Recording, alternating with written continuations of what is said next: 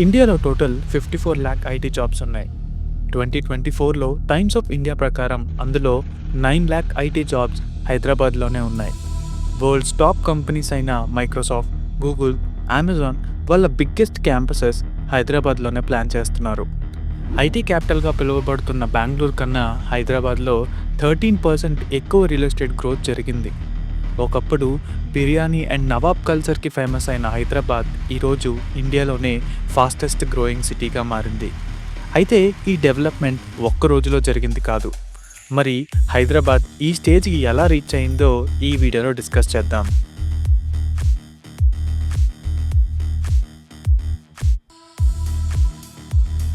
Recent Hyderabad growth గురించి అందరికీ తెలుసు.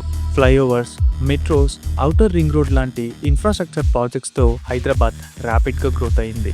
హైదరాబాద్ ఎయిర్పోర్ట్ కూడా ఇప్పుడు ఇండియాలో వన్ ఆఫ్ ద బిజియెస్ట్ ఎయిర్పోర్ట్స్గా మారింది.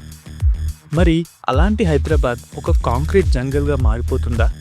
డెవలప్మెంట్ అంతా ఒకే సిటీలో ఆగిపోయిందా? ఫ్యూచర్లో హైదరాబాద్ కూడా ఢిల్లీ, ముంబై, బెంగళూరు ఫేస్ చేస్తున్న ప్రాబ్లమ్సే ఫేస్ చేయాల్సి వస్తుందా? మరి వీటికి సొల్యూషన్స్ ఏంటి?